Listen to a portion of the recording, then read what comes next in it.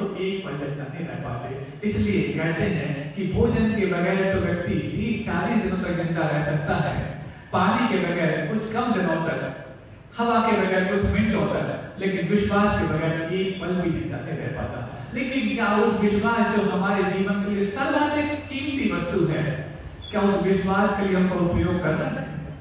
और विश्वास की पूर्ति, विश्वास की आपूर्ति किन साधनों से होती है? तो बता दिया कि विद्वानों की लोग प्रशंसा करते हैं, धनवानों से लोग ईर्ष्या करते हैं, बलवानों से लोग डरते हैं, लेकिन विश्वास उसी पर करते हैं जो आचरणवान होते हैं। और आचरण के लिए तो हमारे विश्वास की मूल कसौटी है, उसके लिए हम कितना प्रयास कर पा रहे हैं, और विश्वास नहीं कर पा रहे हैं तो अपने जीवन को खोते जा रहे हैं। और विश्वास आधार पर आचरण पर, और आचरण के बारे में यदि हम जागृत नहीं हो पाए हैं तो अपने जीवन के बारे में भी सोए हुए हैं मान लेना चाहिए।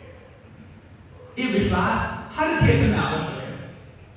विज्ञान कहता है अरे इधर में लोग तो अंधविश्वासी होते हैं, विज्ञान से बड़ा अंधविश्वासी दुनिया में दूसरा कोई नहीं है। महाराज आप तो विज्ञान को पूरा चैलेंज करने लगे, तो किसको करें चैलेंज?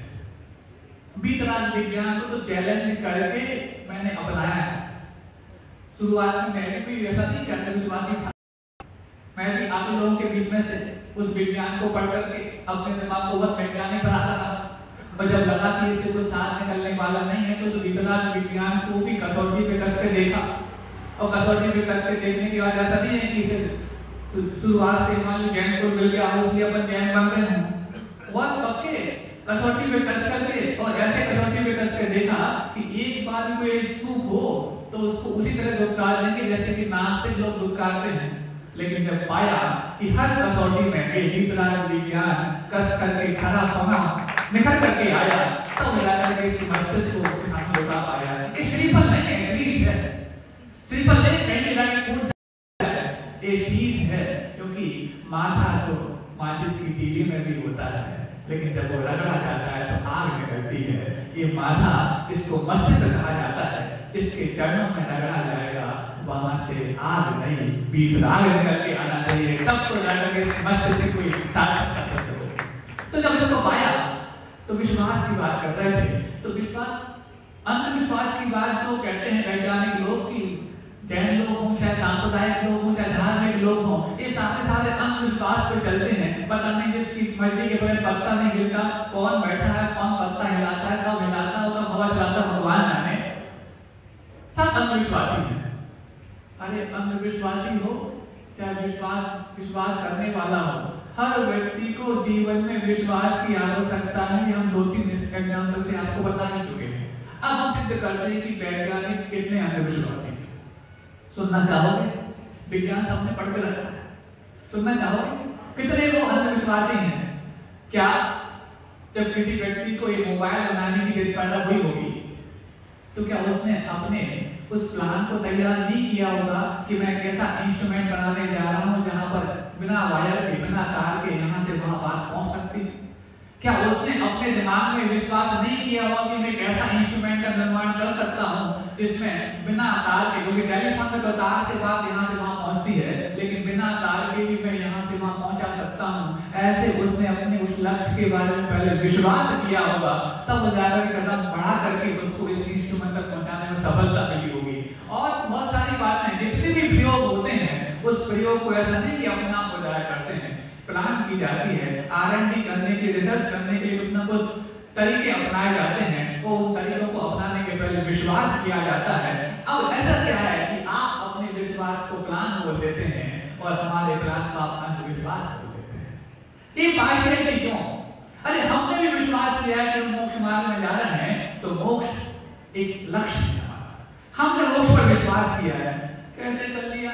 तर्क करते हैं, वो देखो अब जब मोक्ष पर विश्वास करता है तो मोक्ष मार्गी, तो तर्क करते हैं। आप ही लोग तो बोलते हो कि पंचम काल में मोक्ष नहीं होता, मतलब ये सब बातों को पता रहते हैं।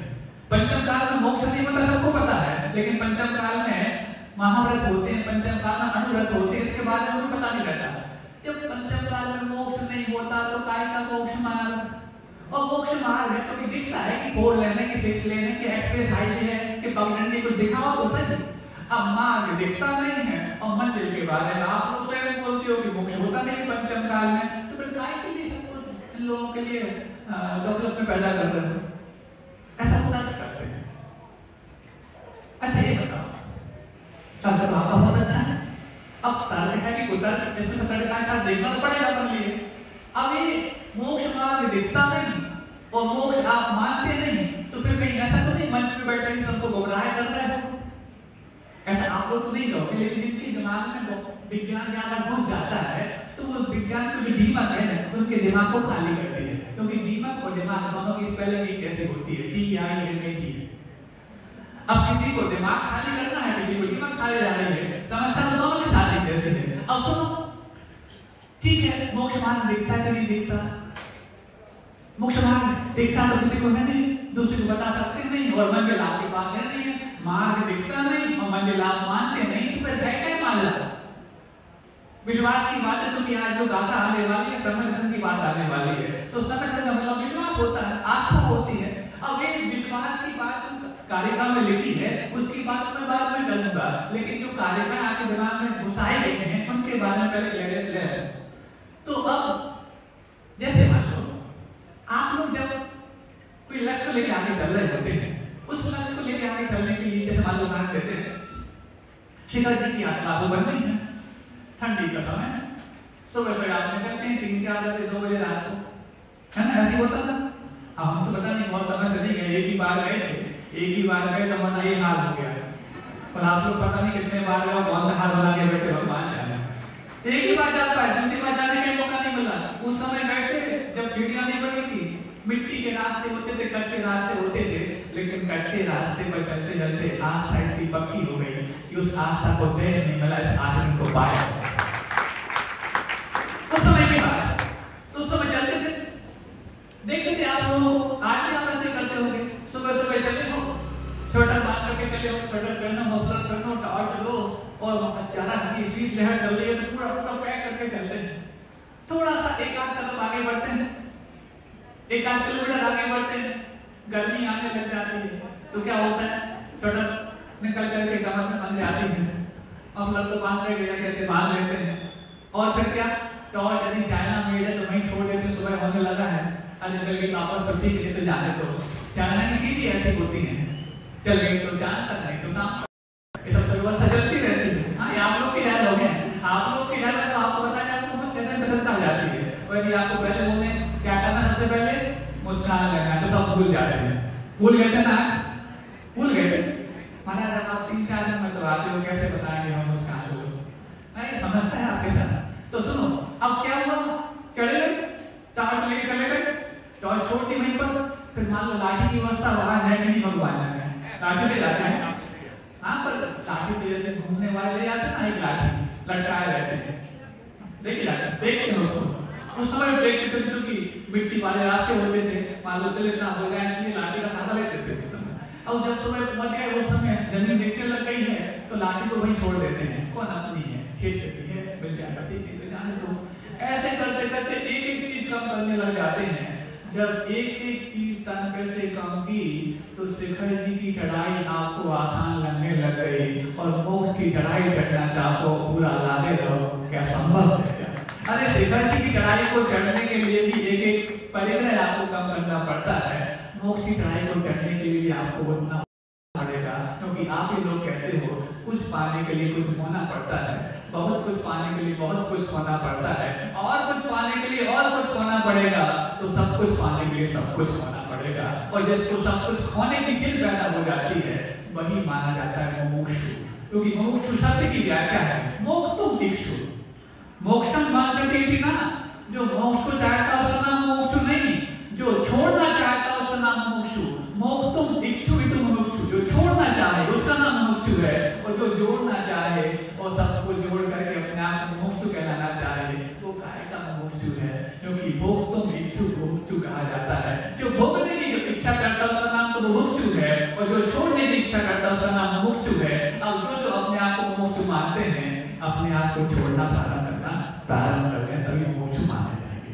तो अब जैसे मार्ग की बात करें कि मार्ग तो दिखता नहीं, और मंजिल आप मानते हैं तो मार्ग दिखाते हैं, क्योंकि जब हमने उस कसौटी पे कस के अपने आप को देखा और इस विकराल विज्ञान को कसौटी पे कस कर खरा पाया, तब जाकर कदम पहला बढ़ा पाया। अब मान लो हम चले किसी रास्ते पर, किसी ने बताया कि इस तरफ तालाब है और तालाब की ओर बढ़ रहे हैं और वहां से आई हुई हवा यदि आपको ठंडी लगने लग जाए तो विश्वास में पर लग जाते हैं कि नहीं इस तरफ तालाब अवश्य होगा।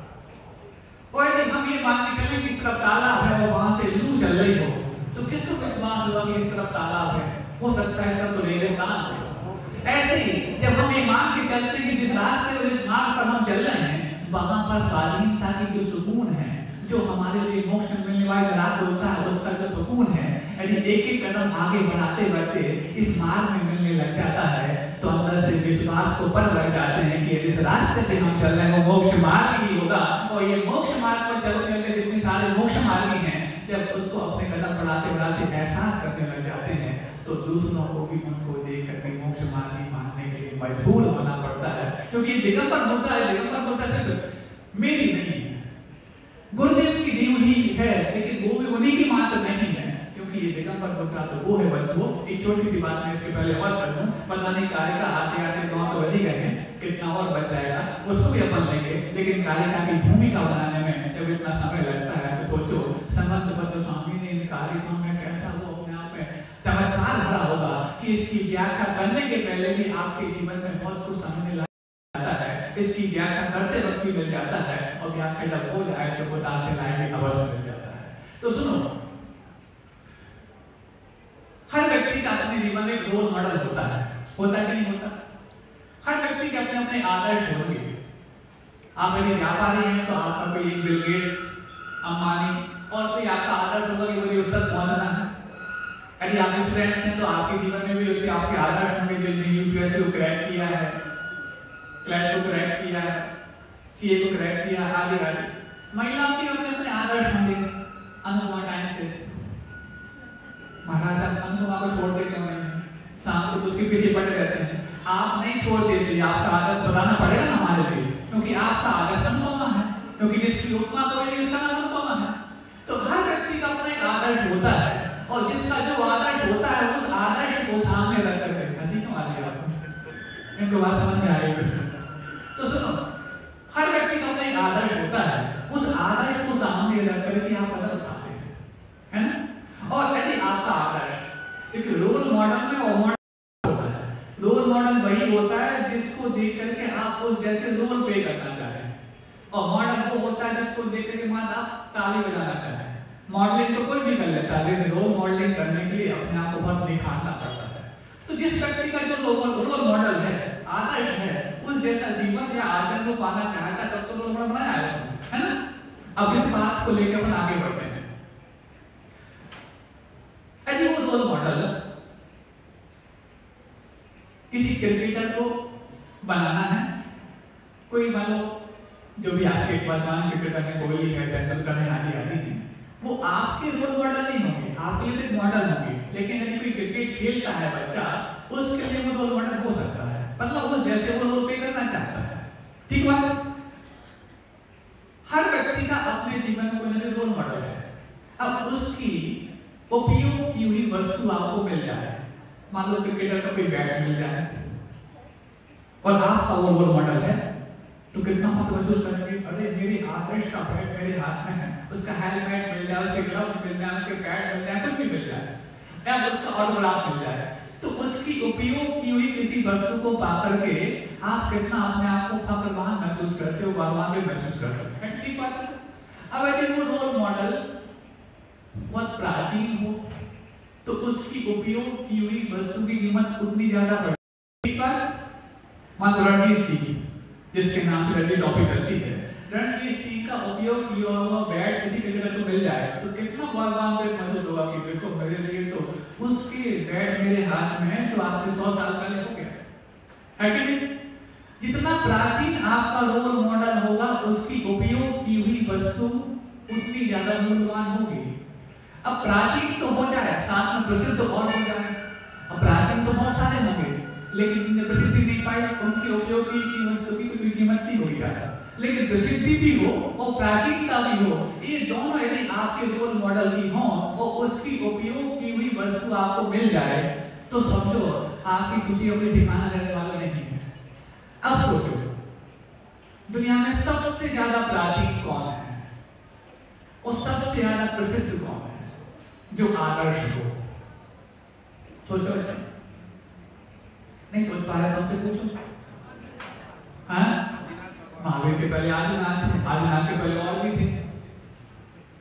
यदि नाम में ना जाए तो किरदार की बात करें तो तीर्थंकर, जिनकी प्राचीनता सर्वविदित है और प्रसिद्धि के मामले में कुछ कहने वाली बात ही नहीं, जिनके आने से ही 3 लोग में तहलका मच जाता है, ऐसी उनकी प्रसिद्धि हुआ करती है बंधु।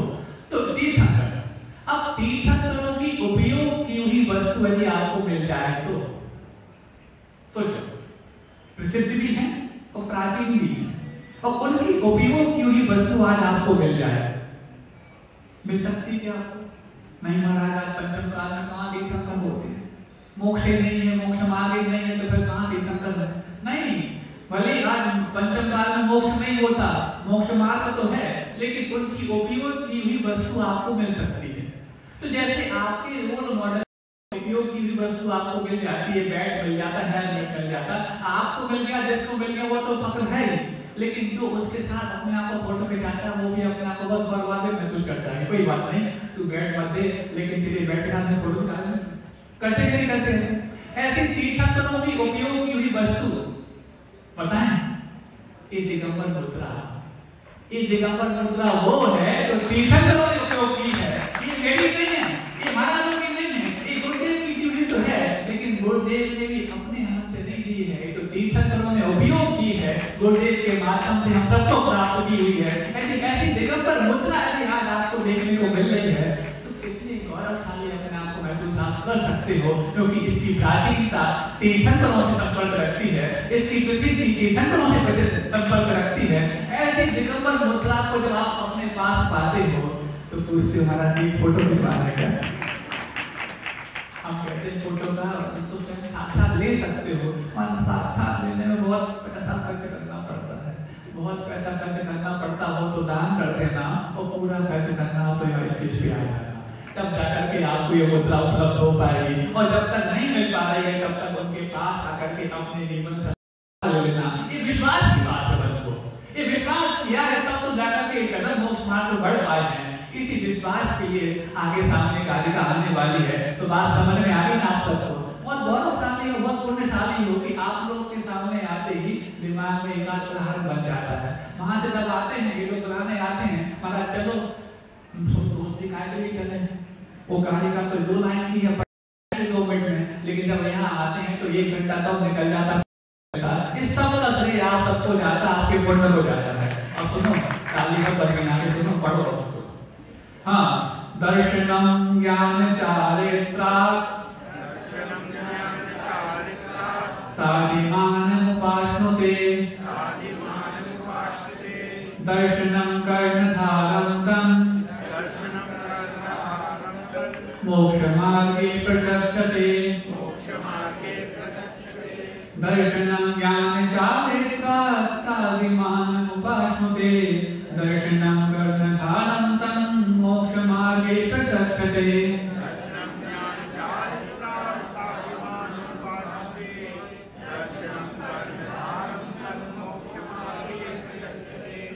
ज्ञान चारित्रात् साधिमानम् उपाश्नुते दर्शनम, ज्ञान और चारित्र से साधिमानम् यानी कि जो श्रेष्ठ है, श्रेष्ठता को जो उपाश्नुते यानी कि प्राप्त हुआ है, क्या? दर्शनम। क्यों आखिरकार ज्ञान और चारित्र से दर्शन श्रेष्ठता को प्राप्त हुआ है? क्यों उसको शुरुआत में कहा जाता है कि सम्यक दर्शन, सम्यक ज्ञान और सम्यक चारित्र? चारित्र और ज्ञान जब अपने आप में मूल्यवान है तो उसके पहले सम्यक दर्शन को क्यों रखा गया है? तो उसके उत्तर दिया जा रहा है दर्शनम कर्णधारं तं। दर्शन जो है कर्णधार है। कर्णधार समझते हो? माही, माही समझते हो? माही तो आपको बहुत समझते हैं, मूवी के सारे शब्दों को आप जानते हैं। कर्णधार बोल रहे तो आपके दिमाग में कान बजाने वाली बात आ जाएगी। खेवटिया बोल तो थोड़ी बहुत कुछ लोगों को समझ में आएगी, लेकिन माही बोल तो क्योंकि माही शब्द तो गानों में खूब सुनने को मिलता है। महाराज आप कैसे सुन लेते हैं? आप ही लोग तो गाते हो, भजनों में उनको बता देते हो तो सुन लेते हैं कि हाँ चलो कोई माही होता होगा, फिर पूछ लेते हैं। कुछ लोग बोलते हैं महाराज जी माही किसी किसी को बोलते हैं, क्यों? वो भी कर्णधार माना जाता है आपकी क्रिकेट टीम का, मतलब मुखिया, ले जाने वाला, खेलने वाला। नेता का मतलब क्या है? नैतिक आत्मा जो ले जाता है, आगे लीड करता है, उसका नाम नेता है। जैसे वो लीड करता है उसको माही बोलने लग गए। यहाँ पर कर्णधार का मतलब जो ले जाता है, खेवटिया है, माही है, मल्लाह है, नाविक है। क्या है? दर्शन। दर्शन उस नाव को जो समय मोक्ष मार्ग की नाव है, उस जो मोक्ष तक ले जाने वाली है, उसका खेवटिया है, उसका कर्णधार है, उसका माही है। मोक्ष मार्ग चलते जो मोक्ष मार्ग में ऐसा कहा गया है कि सम्यक दर्शन ही उसको पतवार लेकर के आगे बढ़ाता है।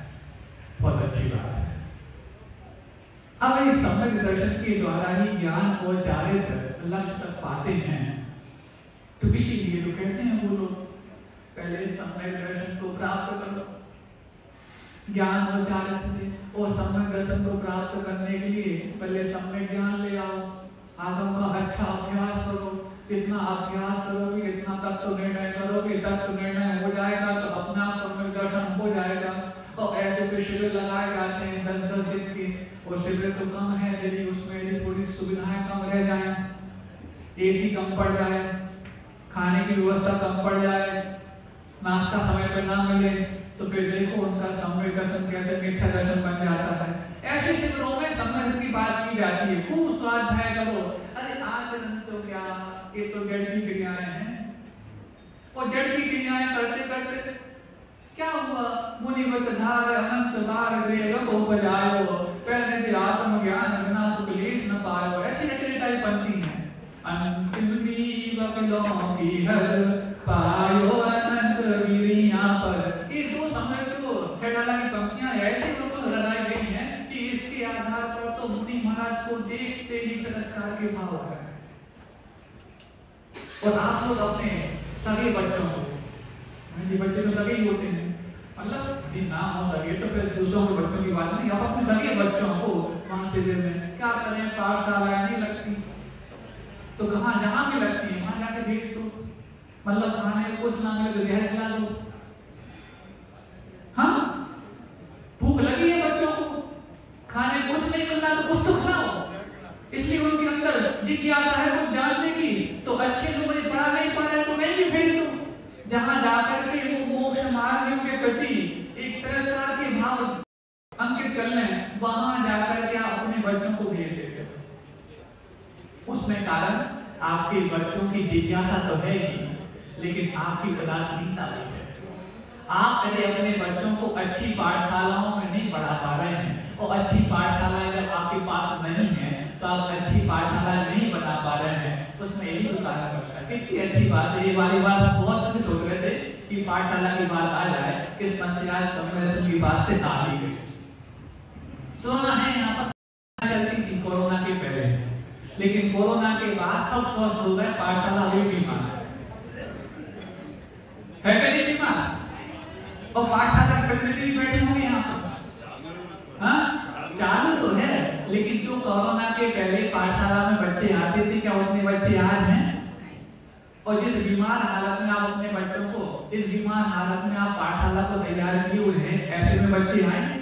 अरे जब बच्चे कैलिबर पॉइंट, सेंटर पॉइंट और तमाम तरह के ऐसे बेस स्कूल में पढ़ते हैं जहाँ पर प्रोजेक्टर में आपको चीजें बताई जाती हैं, और यहाँ पर जब पाठशाला में वहाँ पर ढंग से मच्छर भी नहीं बताए जा रहे हैं, जगह जगह सामान रखा हो कोने में, टाट पट्टियां बिछी हो, मच्छर मक्खी भी न रहे हो, कौन समझदार माता पिता अपने बच्चों को वहां भेज देगा? और बच्चे भले चले भी जाए, लेकिन एक आध बार वहां जाकर के यदि शिकायत करते हैं तो अगले दिन से कहने लग जाएगा। भले स्कूल में घुटनों तक पानी भरा हो तो भी उम्मीद करते हैं कि पानी कम नीचे आता है ताकि हम बच्चों को वहां भेज पाए। क्यों? यदि पानी वहां का नीचे नहीं आ पाया तो बच्चे हमारे सर से यहाँ ऊपर पहुंच जाएंगे, इसलिए उनको पहले वहां भेज दो। और जब पाठशाला में भेजने की बात आए तो कोई माता पिता नहीं चाहता कि अपने बच्चे वहां भेज देता है। तो कहाँ भेजना चाहते हैं? जहाँ पर अच्छे प्रोजेक्टर लगे हों, जहाँ पर अच्छी प्राइजेस मिलती हो, जहाँ पर अच्छा सल्लाहार मिलता हो, जहाँ पर अच्छे और इवेंट्स कराए जाते हैं, जहाँ पर अच्छे टास्क दिए जाते हो और जहाँ पर बच्चों के प्रति पुरस्कार के भाव दिए जाते हो, ऐसी पाठशाला हम भेज देते हैं। बेचते कि नहीं बेचते बताओ? तो इसमें गलती किसकी है? बच्चों की, प्रबंधकों की कि आप लोगों की? आप लोगों की ज्यादा गलती है। आप चाहो तो आजकल रक्षाबंधन का दिन था, अरे ये बात कल दिमाग में आती तो और अच्छी रहती, लेकिन कोई बात नहीं, इतने लोगों का पूर्ण होता है तभी तो बात दिमाग में आती है, अपना दिमाग तो वैसे खाली रहता है। हाँ, आप लोग भर देते तो बुला देते नहीं तो खाली भी कर जाते हैं, यहाँ से रहकर खाली दिमाग नहीं, खुले दिमाग से काम करना चाहिए, क्योंकि खुले दिमाग से यदि आप काम करोगे तो जीवन में इन परे को खाली करने का अवसर अवश्य मिल जाएगा। तो आपको इस विश्वास को प्रगाढ़ करना है, तो उसकी शुरुआत करने के लिए बच्चों के जीवन में उस विश्वास की पहली सीढ़ी पाठशाला को तैयार अवश्य करना पड़ेगा। और पाठशाला के लिए जिम्मेदार जितने लोग भी हैं, उन लोगों को अपने स्वयं के कर्तव्य क्या हो सकते हैं, कैसे उनको आधुनिक बनाया जा सकता है। हम आधुनिकता के समर्थक नहीं है, लेकिन यदि बच्चे आधुनिक संसाधनों के बगैर पाठशाला में आने तैयार नहीं हो रहे हैं, तो थोड़ा बहुत तो उसको आधुनिक जो आपको देना पड़ेगा। तो इस बारे में आप ये मत समझिए कि पाठशाला तो सिर्फ मान धर्म ध्यान को सिखाने वाली एक पद्धति है, और पाठशाला पढ़ाने वाले भी समझ लें कि पाठशाला पढ़ाना मात्र एक अपने कर्तव्यों को करना मात्र नहीं है। जिन जिन लोगों ने बच्चों के लिए एक पाठशाला की तालीम दी है, पाठशाला की शिक्षा दी है, उनमें से कई तो ऐसे हैं जो देते देते मुझे महाराज तक कर गए हैं, कई ऐसे हैं जो आलिकाएं बन गई हैं, कई ऐसे हैं जो सारिकाएं बन गई हैं। ये पाठशाला छोटी मोटी वस्तु नहीं है बंधुओं, ये आपके संस्कारों की वो विरासत है, वो नींव है, वो अपने आप में बुनियाद है, जिस बुनियाद के आधार पर आप बड़े बड़े उन्नत संस्कारों के धनी बन सकते हैं। वो इस बारे में यदि आप अपने आप को जागृत नहीं बनाए हैं, तो आज से जागृत करने की शुरुआत तो कम से कम कर लो, और अपने घर में और अपने समाज में चलने वाली पाठशालाओं को फिर रिनोवेट कर लो। कौन व्यक्ति है जो इस बारे में आगे आएगा? जो प्रबंधन है वो भी इसमें ध्यान दें, और जो शिक्षिकाएं हैं, शिक्षक है, वो भी इसमें ध्यान दें, और साथ में जो शिक्षिकाएं पहले थी विदा हो गई, कहाँ होगी विदा? ससुराल में, और कहाँ होगी?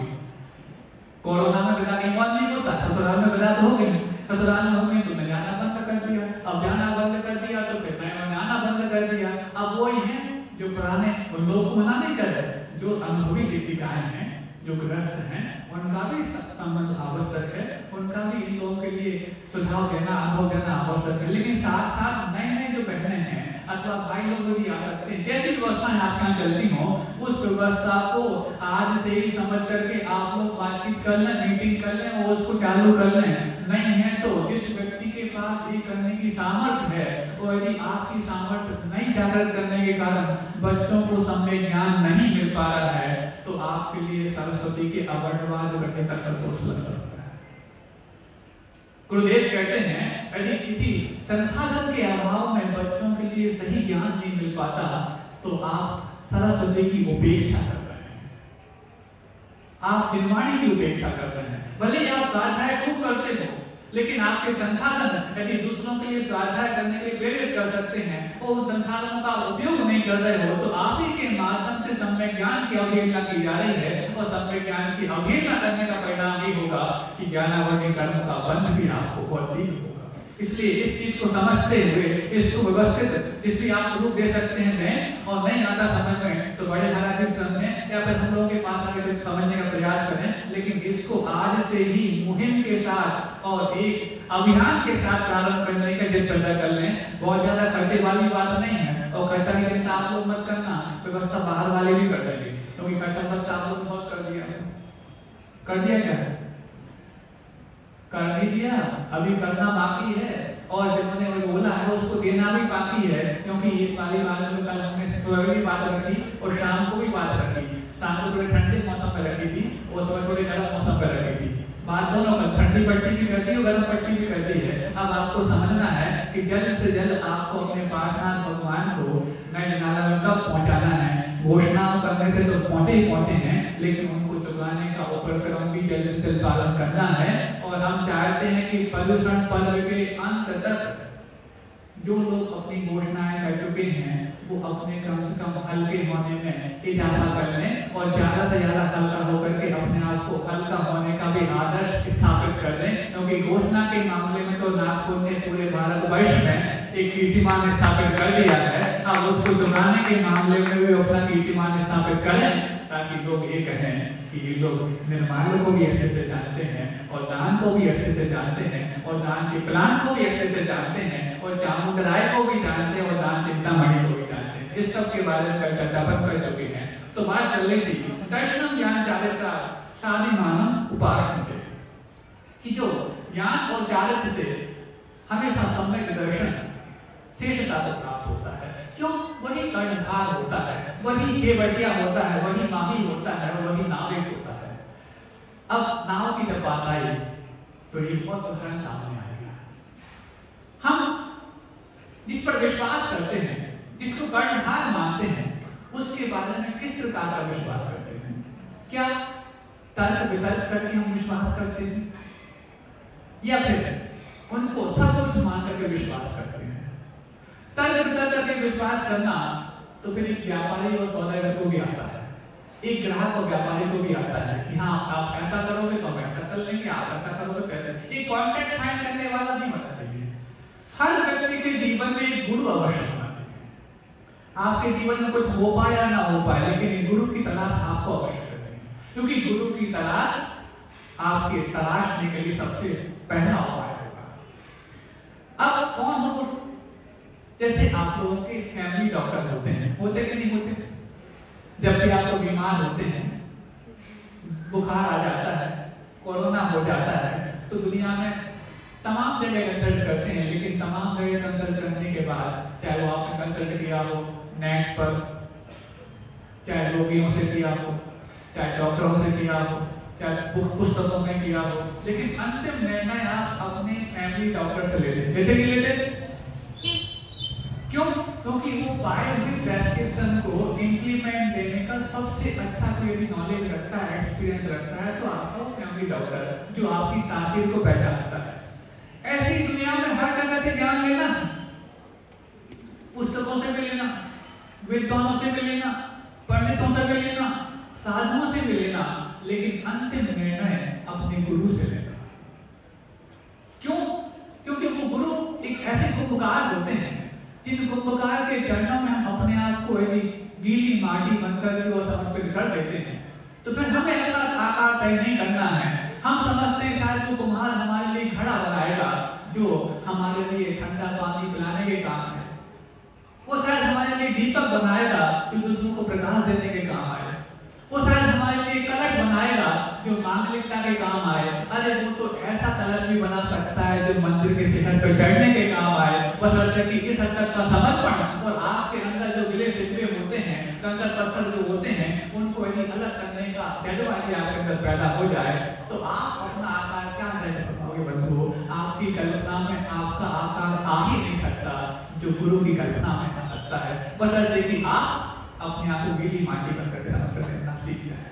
और फिर कौन हमारा है गुरु? तो वो शिष्य नहीं जो बनाने के पहले अपने गुरु की परीक्षा ना करे। क्या कहा?